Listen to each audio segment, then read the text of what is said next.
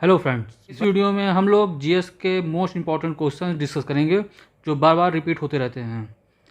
सभी questions important हैं, इसलिए वीडियो लास्ट तक ज़रूर देखिएगा। तो चलिए शुरू करते हैं आज का वीडियो। और ये रहा पहला क्वेश्चन। क्वेश्चन है, निम्नलिखित में से कौन भारतीय राष्ट्रीय कांग्रेस का लगातार 6 वर्ष तक अध्यक्ष था? Option A Jawaharlal Nehru, B Dadabhai Naoroji, सी अबुल कलाम आज़ाद या फिर डी गोपाल कृष्ण गोखले। जो सही आंसर है वो है सी अबुल कलाम आज़ाद। अबुल कलाम आज़ाद जो है भारतीय राष्ट्रीय कांग्रेस के जो है लगातार 6 वर्ष तक अध्यक्ष रहे थे। ये सर्वप्रथम जो है 1940 में भारतीय राष्ट्रीय कांग्रेस के रामगढ़ में आयोजित जो कांग्रेस का अधिवेशन हुआ था वो उसके अध्यक्ष बने थे। और इसके बाद लगातार 6 वर्षों तक जो है 1945 ईस्वी तक कांग्रेस के जो है अध्यक्ष रहे थे। इन्होंने अलबगल नामक जो है साहित्यिक पत्र जो है वो निकाला था। इनकी पुस्तक का नाम जो था इंडियन विंग्स फ्रीडम, जो काफ़ी चर्चा में आई थी। और इन्होंने एक उर्दू साप्ताहिक पत्र भी निकाला था, उसका नाम था अल हिलाल। अगला क्वेश्चन है, निम्नलिखित में से कौन दक्षिण में अटलांटिक महासागर की शीतल धारा है? ऑप्शन ए कनारी धारा, बी बेंगुला धारा, सी अगुलहास धारा या फिर डी ब्राज़ील धारा। तो जो सही आंसर है वो है बी बेंगुला धारा। बेंगुला धारा जो है ये शीतल धारा है दक्षिण अटलांटिक महासागर की।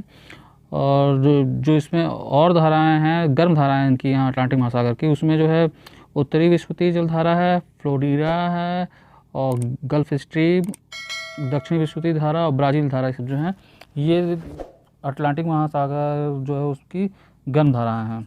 और ठंडी धारा जो है उसमें लेब्राडोर की धारा है, ग्रीनलैंड धारा है, फाकलैंड की धारा है और बेंगुला धारा, ये सब जो हैं गल्फ अटलांटिक महासागर की जो है ठंडी धारा हैं।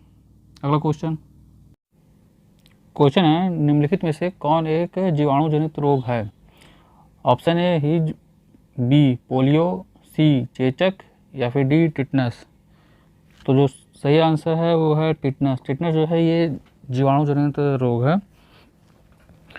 और इस रोग में बैक्टीरिया अधिकांशतः जंग लगे लोहे और घोड़े की नाल या मल में पाए जाते हैं। इस रोग में रोगी जो होता है वो तेज बुखार उसको आता है, शरीर में ऐंठन होती है। इसके अलावा जो जीवाणु जनित मानव रोग हैं वो उसमें है हैजा, सूजक, तपेदिक, प्लेग, निमोनिया, पीलिया, टाइफाइड, डिप्थीरिया, काली खांसी, कुष्ठ रोग। ये सब जो रोग जो हैं ये जीवाणु जनित रोग हैं। अगला क्वेश्चन है, निम्नलिखित में से किसने टका नामक चांदी का सिक्का चलाया था? Option A Alauddin Khilji, B Qutubuddin Aibak, C Iltutmish या फिर डी बलबन। तो जो सही आंसर है वो है सी इल्तुतमिश। कुतुबुद्दीन ऐबक के मृत्यु के बाद जो है इल्तुतमिश जो दिल्ली का शासक 1210 ईस्वी में बना था, जिसने 1236 ईस्वी तक शासन किया था। इल्तुतमिश पहला तुर्क शासक था जिसने शुद्ध अरबी सिक्के चलाए थे। इसके शासनकाल में दो महत्वपूर्ण सिक्के जो हैं, एक चांदी का टका और दूसरा तांबे का जीतल चलवाया था। इल्तुतमिश ने जो है एकता व्यवस्था का भी प्रचलन किया था। इसने जो है राजधानी कलकत्ता से दिल्ली स्थानांतरित किया थी। स्थापत्य कला के अंतर्गत इल्तुतमिश ने कुतुब मीनार के निर्माण कार्य को जो है पूरा करवाया था और भारत में संभवतः पहला मकबरा का जो निर्माण करवाने का श्रेय है वो इल्तुतमिश को ही दिया जाता है। अजमेर की मस्जिद का जो निर्माण है वो भी इल्तुतमिश ने ही करवाया था। अगला क्वेश्चन है, पृथ्वी की जुड़वा बहन कहे जाने वाले ग्रह का नाम है? ऑप्शन ए बुध, बी शुक्र, सी मंगल और डी प्लूटो। तो जो सही आंसर है वो है बी शुक्र। शुक्र को जो है पृथ्वी की जुड़वा बहन कहा जाता है। यह ग्रह जो है पृथ्वी के सबसे निकट है। इसके पश्चात क्रम से मंगल, बुध, बृहस्पति का स्थान आता है। पृथ्वी और जो शुक्र का आकार है लगभग एक जैसा, अर्थात दोनों ग्रहों को इसी की वजह से जुड़वा कहा जाता है। अगला क्वेश्चन है, स्थायी बंदोबस्त किसके शासनकाल में प्रारंभ किया गया था? Option A Warren Hastings, B Lord Cornwallis, C sir John Shore या फिर डी लॉर्ड वेलेजली। तो जो सही आंसर है वो है बी लॉर्ड कॉर्नवालिस। स्थायी बंदोबस्त जो है ये लॉर्ड कॉर्नवालिस के शासनकाल में प्रारंभ किया गया था। इस व्यवस्था को जो है जागीरदारी या माल गुजारी व्यवस्था के नाम से भी जाना जाता है। वहाँ हास्टिक ने अपना विचार व्यक्त करते हुए कहा था कि भूमि का जो वास्तविक सम्राट के पास होना चाहिए और बिचौलियों को कमीशन एजेंटों के रूप में किसानों से लगान वसूल करने के लिए बदले में कुछ कमीशन प्राप्त करने का अधिकार उसमें है, परंतु वारेन हास्टिंग्स की ये पद्धति जो है बाद में जाकर के असफल हो गई थी। अगला क्वेश्चन है राज्य के नीति निर्देशक सिद्धांतों में निम्न में से किसके बारे में संविधान शांत है। ऑप्शन ए प्रौढ़ शिक्षा, बी कर्मचारियों को निर्वाह मजदूरी, सी गरीबों को निःशुल्क विधायकी सहायता या फिर डी बालकों को प्रारंभिक शिक्षा जब तक कि वह 6 वर्ष की आयु ना प्राप्त कर लें। तो इसमें जो सही है वो है प्रौढ़ शिक्षा।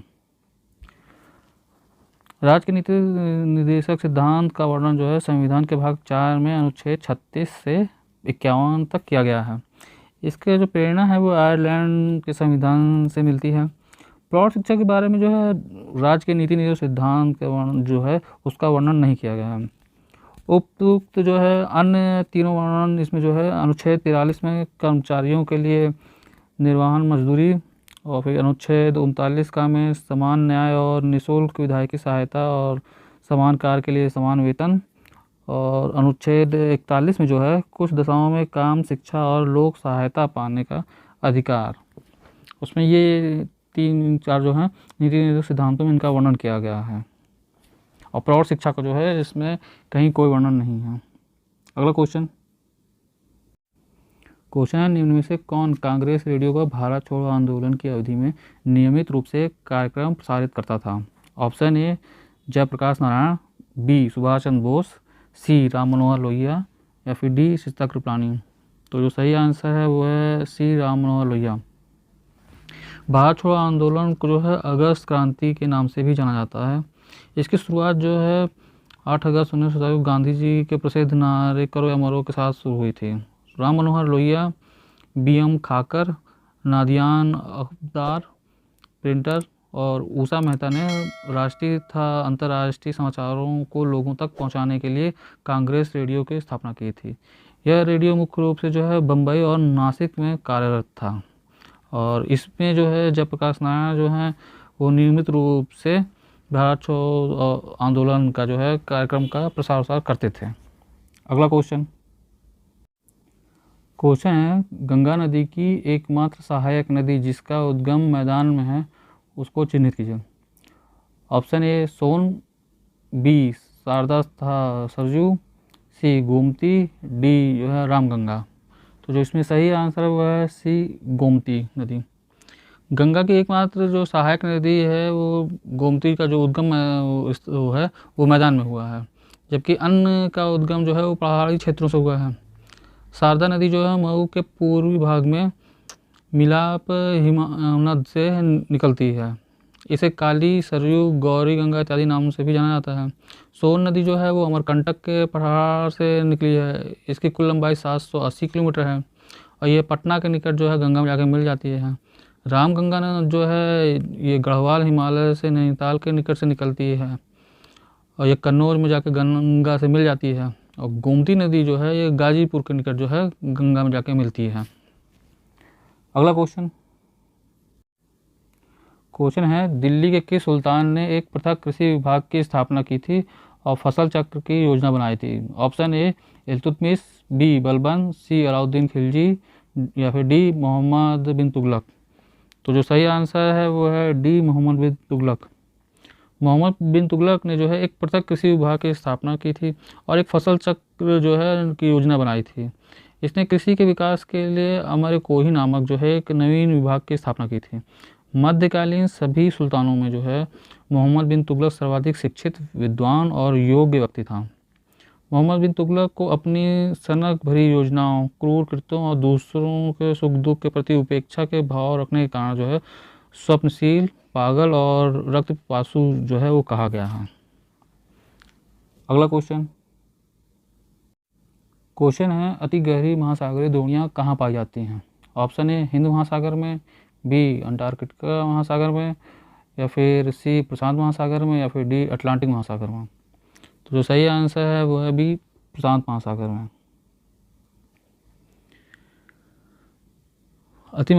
गहरी जो महासागरीय द्रोणियाँ हैं वो प्रशांत महासागर में पाई जाती हैं।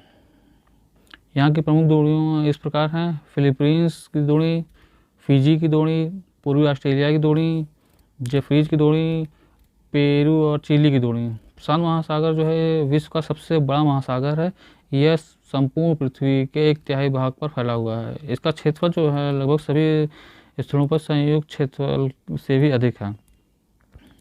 इस महासागर में 20,000 द्वीप स्थित हैं। अगला क्वेश्चन है, निम्न में से किसने चंद्रगुप्त और सिकंदर महान की भेंट का वर्णन का उल्लेख किया है? Option A Pliny, B Justin, C Strabo, या फिर डी मेगास्थनीज। तो जो सही आंसर है वो है डी मेगास्थनीज। मेगास्थनीज ने जो है ये चंद्रगुप्त और सिकंदर महान की भेंट का उल्लेख किया है। मेगास्थनीज जो है यूनानी राजदूत था जिसने सेल्यूकस निकेटर ने चंद्रगुप्त मौर्य के दरबार में भेजा था। इसने इंडिका नामक जो है पुस्तक लिखी थी जिसका मूल पांडुलिपि उपलब्ध नहीं हुआ है। स्ट्रेबो, डायोडोसस, एरियन और प्लिनी जैसे रोमन लेखकों का उदाहरणों का संग्रह जो किसी भी न किसी रूप में इंडिका से संबंधित है। इंडिका के रूप में हमारे पास इन्हीं से साक्ष्य मिलते हैं। तो ये थे जीएस के most important questions. I hope ये वीडियो आपको पसंद आया होगा। वीडियो आपको कैसा लगा कमेंट बॉक्स में ज़रूर बताएं। पसंद आया है तो अपने ग्रुप में ज़रूर से शेयर करें और प्रवीण मंत्रा को लाइक, सब्सक्राइब और शेयर करना ना भूलें। आज के लिए इतना ही। Thank you friends.